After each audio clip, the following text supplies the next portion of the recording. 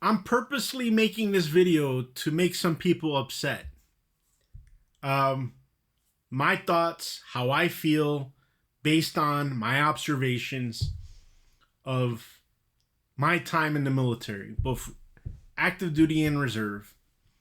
I've had, unfortunately, well, fortunately for me, I had many military occupational skills or jobs. I did everything in the Army and the Marine Corps. I was military police, infantry. I was an RTO, radio transmission operator, uh, a actual professional, an actual driver for senior ranking officials in both the Army, and I did it also in the Marine Corps. A mechanic, and what else? I think I worked as a clerk for a little bit too. Um, oh, and janitor. That's I think here and there I was doing a lot of janitorial work because that's things that you do when you're enlisted in the military. So my thoughts, folks, and I know people are gonna get pissed with me, but you know what? This whole Navy SEAL thing is just it's annoying. Everybody thinks because I don't know, ever since that movie came out in the 90s for the Navy SEALs, they think the Navy SEAls are the most elite of the elite of special operations. Um, the most elite of special operations in the military are not advertised, and you will never know who they are. But I will tell you, based on my impression and what I've been exposed to, the best leaders in special operations were, and who I had been around and was influenced by, were Army Rangers. Ranger Battalion is the most elite and the best leaders in special operations. The Marine Recon battalions and Force Recon and this whole MARSOC thing, those guys are not only great special operators, but they're also good leaders. And why I'm keep saying leaders is that just because somebody comes out of Buds and spent some time in a SEAL team doesn't make them a great leader. They most times what I've seen, especially from these boutique SEAL team operator guys, is that some of them lack leadership skills and they're very about themselves. I had never seen that in Marines or even Army soldiers at those levels, like Ranger Battalion. Spent a little time around folks that were special forces guys. I would say not as much leaders as Ranger Battalion is. And it's because of the way the organization is built, right? A lot of these special operators, not all of them, but a lot of these divisions and stuff, they're expected to work on their own independently to carry out very important tasks.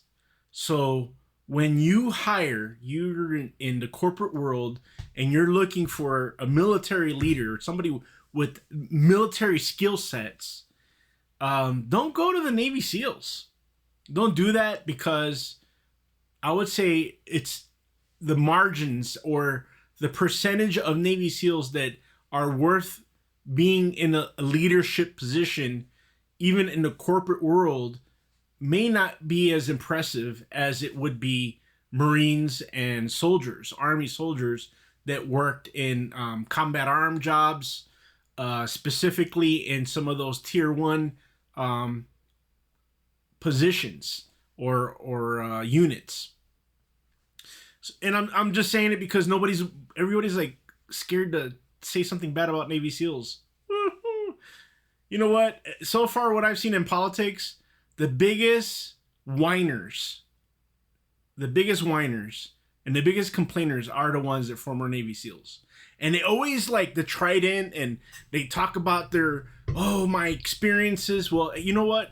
There's some folks out there that weren't even in special operations that probably had more combat experience than some of these special operators. It's just a fact.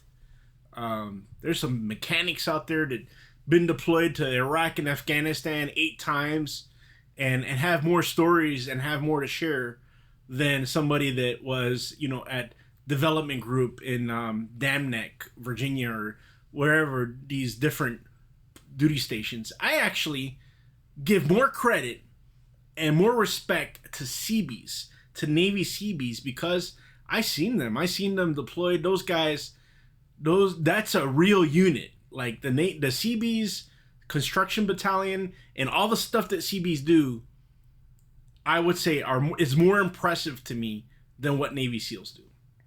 And so that's the end of my trashing the SEALs. And they're all veterans. We're all veterans. Some of us did more. Some of us did less. Some of those Navy SEALs probably did more than I did. More than likely did more than I did, as far as they're going through all these different training and qualifications and stuff. But just being the person that was the Marine, or even when I was a soldier, being in these different places and actually observing what was going on, or had, how or what impressed me, or what leadership traits impressed me. I was never impressed by a Navy SEAL. Never. They never had a Navy SEAL impress me. Okay, but there are, I would say, from the paraloft all the way out to the beach, there was a lot of Marine MARSOC, Marine Raiders that they call them now, Recon Marines, impressive. Ranger, U.S. Army Ranger Battalion guys, impressive. Like I said, Seabees, impressive. And then some of those units that I wouldn't dare say what they are or their name were impressive as well. And they would probably never or should never be advertised or who they are, because there's a reason why they're quiet, and it's not of advantage to us to allow them or want them to advertise their skill set and their lethality. And that's another thing I don't like about the SEALs, is they're all over the place talking about, their deployments and stuff like that. And you know what? Somebody who really doesn't like us as Americans or veterans, they're collecting all that information. And over time, who knows what type of threat package or documentation they're creating in order to isolate or figure out the weaknesses of some of these units. But yeah, when it comes to leadership and special operations, yeah, I really don't think much about the SEALs. I think the SEALs is overrated. And yep, this video was just about that. Talk to you guys soon.